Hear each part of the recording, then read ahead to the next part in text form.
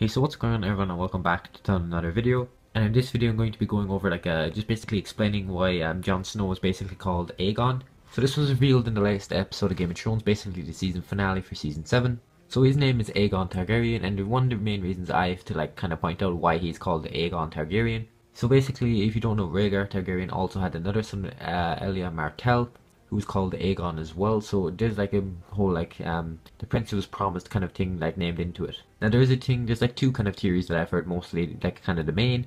Number one being that basically Rhaegar told Elia or Lyanna Stark to basically call him Aegon because it's a common like kind of name of the Targaryens. Or she basically named him Aegon because of basically all the Aegons have like been really popular, like Aegon the Conqueror. So Aegon the Conqueror was kind of like the first actual Targaryen to rule over Westeros. He conquered the whole Seven Kingdoms, and that could be one of the main reasons why she actually picked him for why she picked Jon Snow to actually end up being called Aegon.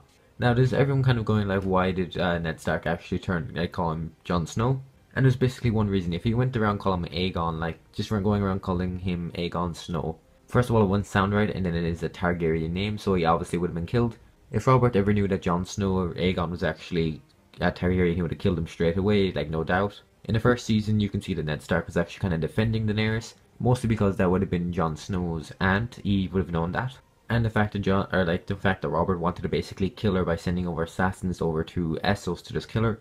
Well, he would have basically killed Ned Stark to actually get to Jon Snow to end up killing him, because he would have basically, Jon Snow right now, or Aegon, basically is the strongest claim to the Iron Throne, even though he doesn't actually want it. And do I think he's ever going to actually sit on it? Probably at the end of the whole series if he actually ends up living. My kind of guess is that he's going to end up, he might die, or Daenerys might die. I'm not too sure, but it would be kind of a sad death if he was to die.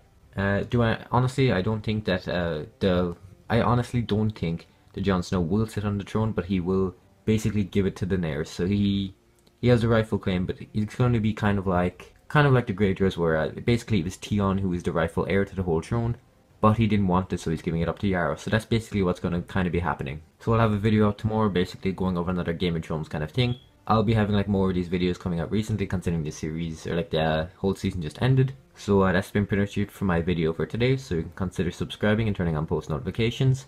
I will have my Rick and Morty video out, basically the Easter eggs out a bit later on into the week, considering it's not going to be out next week. So there's not going to be a new episode out next week, but I will definitely have a video of like the Easter eggs out sometime this week. So that's been pretty much it for my video, so I will see you in the next video, and peace.